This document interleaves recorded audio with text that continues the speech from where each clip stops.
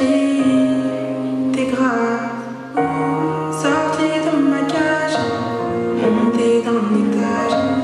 Aujourd'hui je plane dans mes nuages. Et je laisse le Christ me guider, je laisse l'abîme me parler. C'est pas si facile mais je vais tourner la page. Quand le présent m'échappe et que mon passé me rattrape, je soupire et je me dis courage. Je m'arrête un moment, juste pour ma rédemption. Je rattrape le temps, oh là. Et je laisse le Christ me guider, je laisse l'abîme me parler. Mes joies et mes peines. Et je laisse le Christ me guider, je laisse l'abîme me parler. Le Saint-Esprit qui m'appelle pour pardonner tous mes péchés.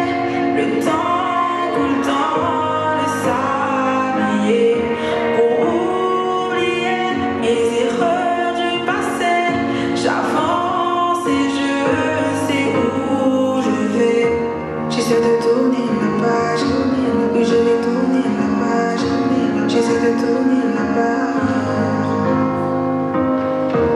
Oui je vais tourner la page, tourner la page. J'essaie de tourner la page.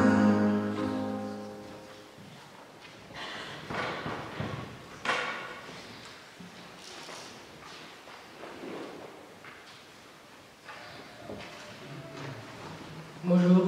Bonjour, Qui es-tu et que fais-tu? je suis un marchand et je vends des pilules ultra perfectionnées qui apaisent la soif. On en avale une par semaine et l'on n'éprouve plus du tout le besoin de boire. Ah, mais pourquoi vends-tu ça? Ben, c'est une très grosse économie de temps. Les experts ont fait des calculs. Avec ces pilules, on économise 53 minutes par semaine. 53 minutes? Et que fait-on de ces 53 minutes? Ben, on en fait ce qu'on veut. Moi, si j'avais 53 minutes à dépenser, je marcherais tout doucement vers une fontaine. Parfois, nous pensons que Dieu est comme le courant, que nous en avons dans nos maisons, qu'il suffit de tourner le robinet de la prière pour le laisser couler en nous. Ce temps de culte nous rappelle que Dieu est plutôt comme une fontaine et que parfois il faut du temps pour marcher jusqu'à la fraîcheur de son eau. Pendant ce temps de culte, nous allons cheminer au rythme des battements du cœur de Dieu. Nous allons creuser en nous la soif de son amour et l'attente de sa venue. Nous prions. Ô Dieu, toi qui es notre Père, tu es présent au milieu de nous, mais nous attendons ta venue. Tu es le vivant dans notre vie, mais nous préparons ton arrivée. Tu es le Seigneur du ciel et de la terre, mais nous attendons la venue de ton règne. Donne-nous ce matin de t'attendre et de t'accueillir, de te prier et de t'entendre, de te chercher et de te comprendre. Amen. Avant d'entrer plus avant dans la joie qui nous réunit, nous souhaitons à toutes nos mamans une très bonne fête des mères. Maman, je t'aime.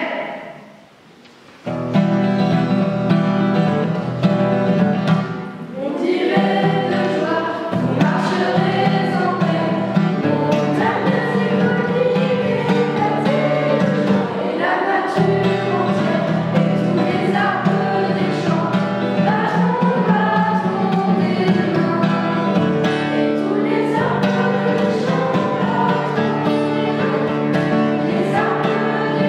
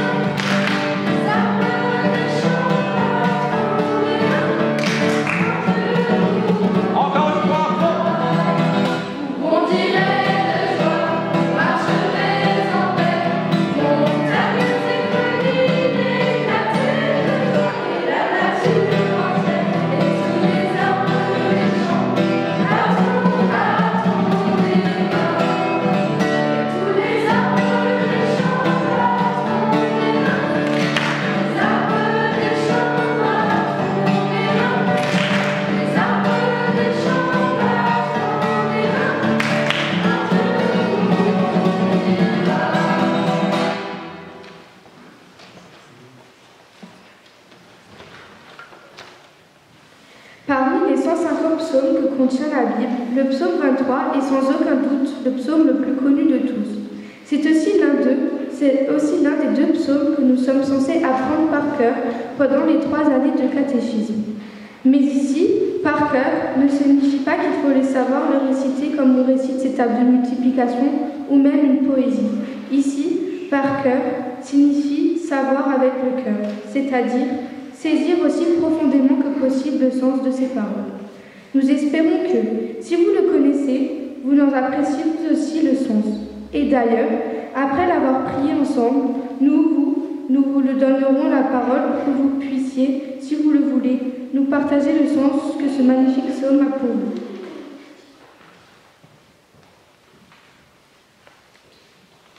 L'Éternel est mon berger, je ne manquerai de rien. Il me fait reposer dans de verts pâturages, il me dirige près des eaux paisibles, il restaure mon âme. Il me conduit dans les sentiers de la justice à cause de son nom. Quand je marche dans la vallée de l'ombre de la mort, je ne crains aucun mal, car tu es avec moi. Ta houlette et ton bâton me rassurent. Tu dresses devant moi une table en face de mes adversaires. Tu induis ma tête et ma coupe déborde. Oui, le bonheur et la grâce m'accompagneront tous les jours de ma vie, et j'habiterai dans la maison de l'Éternel jusqu'à la fin de mes jours. Amen. Voilà, nous l'avons prié avec la voix et avec le cœur. Maintenant, c'est à vous de nous partager quel est le sens de ce psaume pour vous.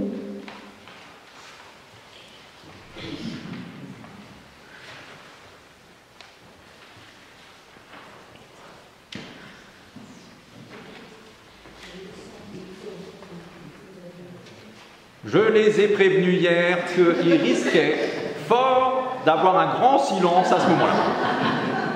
Non, mais ce psaume signifie que si on a la foi, on n'est jamais seul, on n'est jamais dans la solitude. Validé. Ah, validé.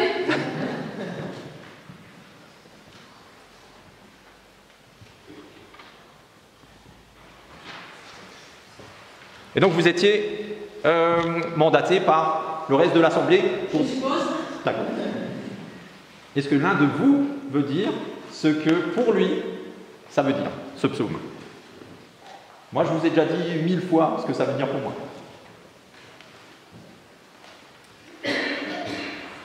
Comme au caté, un grand silence aussi. Alors on passe à la suite. Un jour, dans l'immensité de l'océan, un petit poisson s'interroge. Confiant, il va voir sa maman, parce que sa maman, elle sait tout, ou presque. Et il lui demande, « Maman, c'est quoi cette eau dont on entend tellement parler ?» En lui souriant affectueusement, sa maman lui répond, « Mon chéri, l'eau est tout autour de toi, et elle est en toi, et elle te donne la vie. Hors de l'eau, tu ne pourrais plus respirer. Sans l'eau, tu mourrais. » Un autre jour, dans l'intimité du sous-bois, un petit faon s'interroge. Confiant, il va voir sa maman parce que sa maman, elle sait tout, ou presque. Et il lui demande, « Maman, c'est quoi l'air dont on entend parler ?» En lui souriant affectueusement, sa maman lui répond, « Mon chéri, l'air est tout autour de toi, et il est en toi, et il te donne la vie. Si tu plongeais la tête dans un ruisseau, tu ne pourrais plus respirer. Sans air, tu mourrais. » Un autre jour encore, dans le silence de la nuit, un petit enfant s'interroge. Confiant, il va voir sa maman parce que sa maman, elle sait tout ou presque. Et il lui demande, « Maman, c'est qui ce Dieu dont on entend tellement parler ?» Seigneur, nous entendons parler de toi. Nous sentons ta présence tout autour de nous et même aussi en nous. Nous sentons que sans toi, nous ne pourrions plus respirer. Oui, sans toi, nous savons que nous mourrions. Et pourtant, aussi simple que ça paraisse et aussi évident que ce soit, nous passons à côté de cette évidence, de cette réalité. Pourtant, nous restons insensibles, comme aveuglés et comme assourdis. Seigneur, pardonne et guéris notre surdité, notre cécité, notre insensibilité à tous les signes de ta présence et de ta grâce autour de nous et en nous. Que nos oreilles s'ouvrent à ta voix, que nos yeux soient guéris par ton éclat, que nos raisonnements soient redressés par ta sagesse, que notre foi soit vivifiée par ton esprit.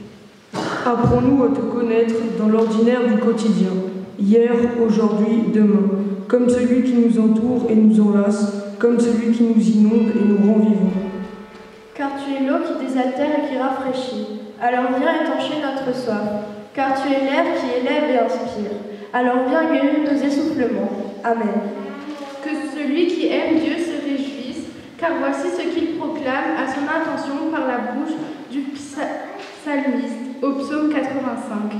Son salut est proche pour ceux qui le craignent. L'amour et la vérité se rencontrent. La justice et la paix s'embrassent. La vérité germe de la terre et la justice se penche du haut des cieux. Oui, le salut de Dieu est proche. L'amour, la vérité, la justice et la paix se sont définitivement rencontrés en Jésus-Christ. Par son amour, il nous pardonne. Par sa vérité, il nous libère. Par sa justice, il nous sauve. Par sa paix, il nous bénit. Amen.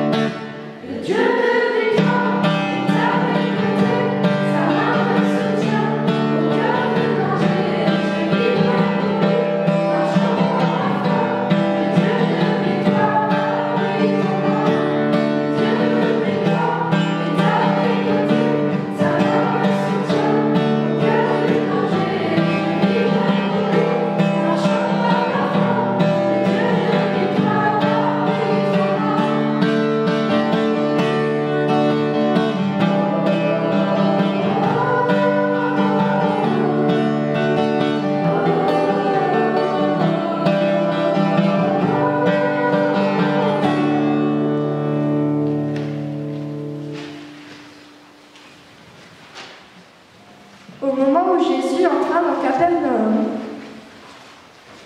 un capitaine romain s'approcha et lui demanda son aide. « Maître, mon serviteur est couché à la maison. Il est paralysé et souffre terriblement. » Jésus lui dit : « J'y vais et je le guérirai. » Mais le capitaine répondit : « Maître, je ne suis pas digne que tu entres dans ma maison, mais il suffit que tu dises un mot et mon serviteur sera guéri. Je suis moi-même soumis à mes supérieurs et j'ai des soldats sous mes ordres. Si je dis à l'un va, il va. Si je dis à un autre viens, il vient. Et si je dis à mon serviteur fais ceci, il le fait. Quand Jésus entendit ces mots, il fut dans l'admiration et dit à ceux qui le suivaient: Je vous le déclare, c'est la vérité. Je n'ai trouvé une telle foi chez personne en Israël. Je vous l'affirme, beaucoup viendront de l'Est et de l'Ouest et prendront la place à la table dans le royaume des cieux avec Abraham, Isaac et Jacob. Mais ceux qui étaient destinés au royaume seront jetés dehors dans le noir où ils pleureront et grinceront des dents. Puis Jésus dit au capitaine: Retourne chez toi, Dieu t'accorde ce que tu as demandé avec foi. Et le serviteur du capitaine fut guéri à ce moment même. Quelques jours plus tard, Jésus revint à Capernaum, et l'on apprit qu'il était à la maison. Une foule de gens s'assembla, si bien qu'il ne restait plus de place, pas même dehors devant la porte. Jésus leur donnait son enseignement. Quelques hommes arrivèrent, lui amenant un paralysé porté par 4 bandelettes.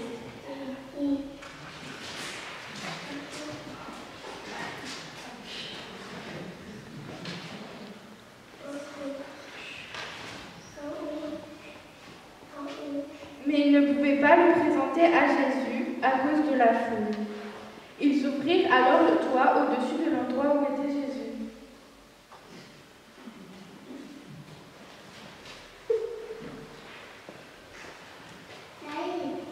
Par le trou qu'ils avaient fait, ils descendirent le paralysé étendu sur sa natte.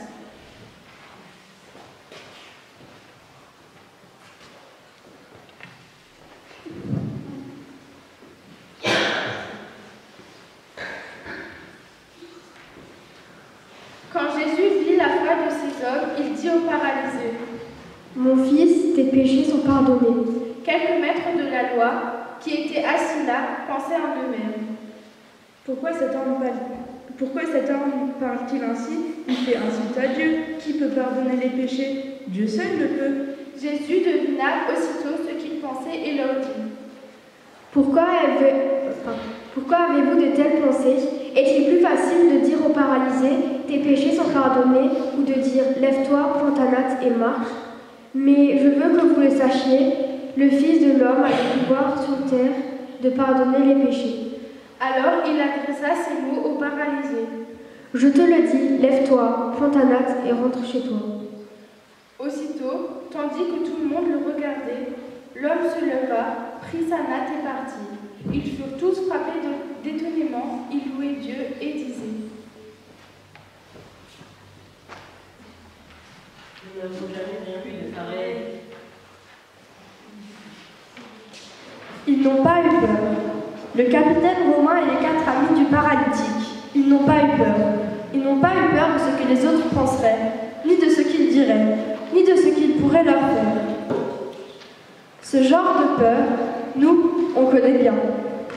Combien de choses on n'a pas faites parce qu'on s'est dit « Oula, je peux pas faire ça, les autres vont se dire que je suis un clown. » Ou pire, ils vont se moquer de moi, ouvertement, et me traiter de gros nul. Ou pire encore, ils vont me bousculer, me harceler, me frapper. Nous, au collège, évidemment, on connaît ça. Les jeunes entre eux ne sont pas toujours tendres. Mais vous aussi, au travail, devant vos voisins, avec vos amis, les vieux entre vous, vous n'êtes pas souvent plus tendres que les jeunes. Ce que les autres vont penser de nous, ça compte. Même si eux ne comptent pas spécialement pour nous. Même si on sait que ça n'a aucun sens de donner autant d'importance à quelque chose qui n'en a aucune. Le capitaine romain et les 4 amis du paralytique, ils n'ont pas eu peur. Et cette non-peur, ça ne s'appelle pas du courage, mais de l'amour. Oui, de l'amour. Parce que s'ils ont osé dépasser leur peur, les mêmes que nous, s'ils ont osé aller au-delà de ce qui nous retient bêtement de faire quelque chose de bien, c'est qu'ils ont aimé. Le capitaine romain aimait son serviteur. C'est pourquoi il est allé voir Jésus, alors qu'un chef de l'armée romaine n'aurait jamais dû faire ça, pas même en secret. C'est comme si, dans un camp d'extermination, un capitaine nazi se mettait en public à genoux devant un déporté. Ça lui vaudrait à coup sûr la cour martiale et l'exécution. Les 4 amis aimaient leur ami paralysé. C'est pourquoi ils sont montés sur le toit d'une maison qui n'était pas la leur, qu'ils ont démonté ce toit qui n'était pas le leur, et qu'ils ont dépassé tout le monde dans la file d'attente pour arriver à Jésus.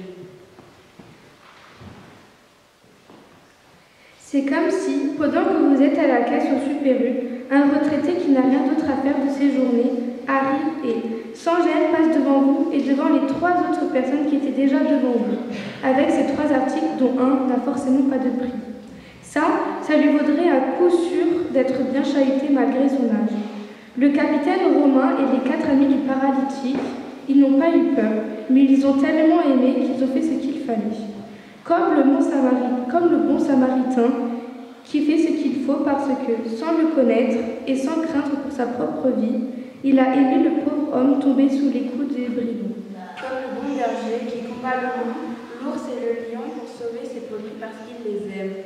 Comme Dieu qui a tant aimé le monde qu'il n'a pas eu peur de donner son Fils pour quiconque croit en lui ne meurt pas, mais qu'il ait la vie éternelle. Nous aussi bannis sur la peur. Comment ? En aimant tout simplement, et soyons liés les uns aux autres par une chaîne d'amour, car il n'y a pas de crainte dans l'amour, et l'amour parfait exclut la crainte. Amen.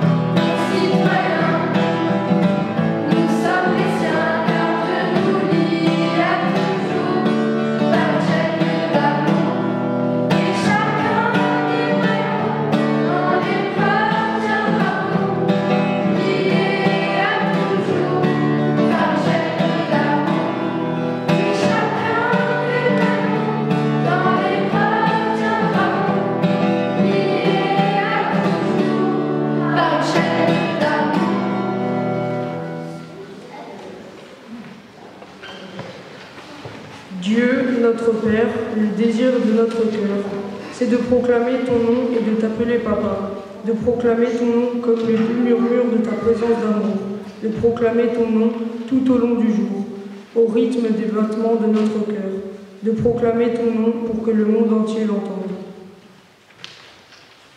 Dieu notre Père, que ton nom sanctifie notre temps, nos jours, nos heures, chaque seconde, que ton nom nous imprègne, qu'il nous illumine, qu'il nous guérisse, qu'il nous bénisse.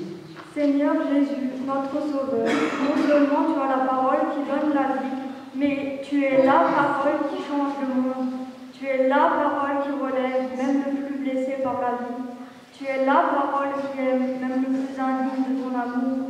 Tu es la parole qui sauve, même le plus égaré loin de toi. Seigneur Jésus, notre Sauveur, envoie-nous dire au monde ta parole. Chasse toute crainte de nos cœurs et donne-nous ta force. Fais-nous vivre par ton esprit. Fais-nous vivre cet amour qui est le meilleur soin, la meilleure arme et la meilleure énergie vitale qui soit.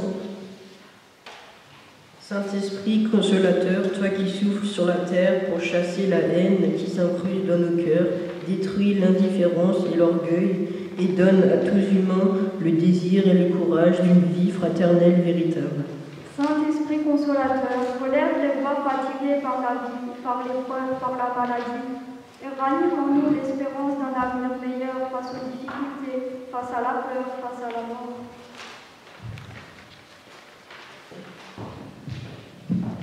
Saint-Esprit, consolateur, donne à ton Église l'audace de la bonne nouvelle, le goût de la bonté, la passion de la vérité et la soif de l'amour.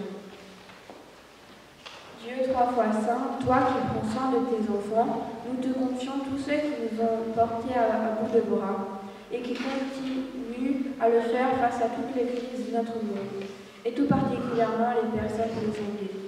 Soutiens-les, protège-les et encourage-les, bénis-les. Dieu parfaitement saint, toi qui fais de nous tes enfants, c'est en enfant du même Papa céleste que nous te disons, notre Père qui est aux cieux. Que ton nom soit sanctifié, que ton règne vienne, que ta volonté soit faite sur la terre comme au ciel. Donne-nous aujourd'hui notre pain de ce jour. Pardonne-nous nos offenses, comme nous pardonnons aussi à ceux qui nous ont offensés. Et ne nous soumets pas à la tentation, mais délivre-nous du mal, car c'est à toi qu'appartiennent le règne, la puissance et la gloire, au siècle des siècles. Amen.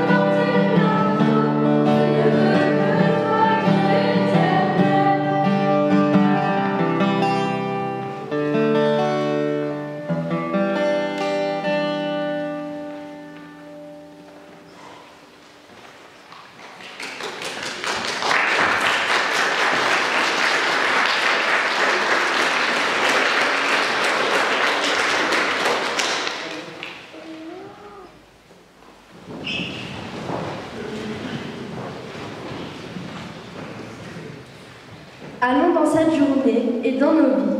Encouragés et affermis par l'amour de Dieu qui nous assure ceci. Dieu est le même hier, aujourd'hui et demain. Dans la longueur de son amour, Dieu te précède et t'attend. Dans la largeur de son amour, Dieu t'accompagne. Dans la profondeur de son amour, que Dieu te garde. Dans la hauteur de son amour, que Dieu te bénisse. Dieu ouvre les yeux de ton cœur. Alors entends la voix de Dieu et aime ton prochain comme toi-même. Et sois béni. Tu es béni. Amen.